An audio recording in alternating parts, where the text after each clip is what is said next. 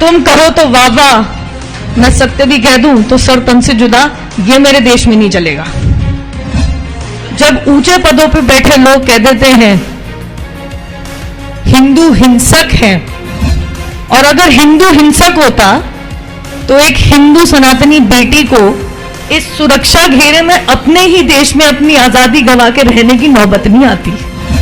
सनातनियों के लिए, हिंदुओं के लिए और कोई देश भी नहीं है, यह सत्य हम सबको भी पता है।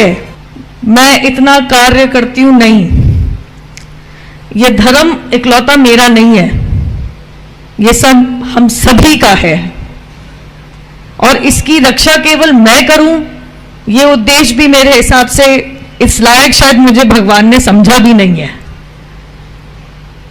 परंतु सनातनियों के लिए, हिंदुओं के लिए और कोई देश भी नहीं है, यह सत्य हम सबको भी पता है। जब ऊंचे पदों पे बैठे लोग कह देते हैं हिंदू हिंसक है, ऊंचे पदों पे बैठ के लोग कह देते हैं कि हिंदू सनातनियों का नरसंहार कर दो, दो बात कहूंगी। जो मैंने देखा है पिछले 2 साल में,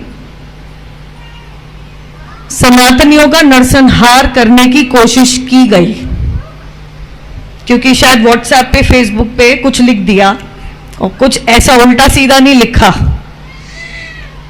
और अगर हिंदू हिंसक होता तो एक हिंदू सनातनी बेटी को इस सुरक्षा घेरे में अपने ही देश में अपनी आजादी गंवा के रहने की नौबत नहीं आती।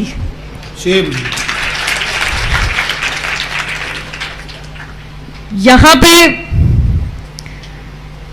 आप लोग भागवत कथा सुनने आते हैं, यहां इस माहौल में मैं और कुछ नहीं कहूंगी, परंतु इतना जरूर कहूंगी कि एकत्रित हो जाइए। महाराज जी बिल्कुल सही कह रहे हैं, किसी और घर की बेटी तो दूर की बात है, किसी और घर के किसी सदस्य को भी वो ना देखना पड़े जो मैंने देख लिया।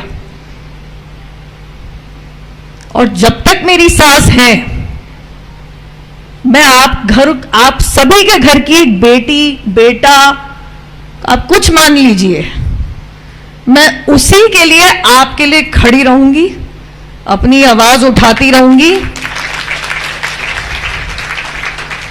तुम कहो तो वाह वाह, मैं सत्य भी कह दूं तो सर तन से जुदा, ये मेरे देश में नहीं चलेगा।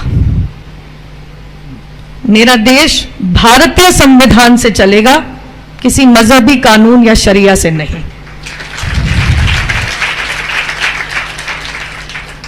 भारत माता की, मुझे आवाज ही नहीं आई आप लोगों की। भारत माता की, भारत माता की, वंदे वंदे, गिरिराज धरण की।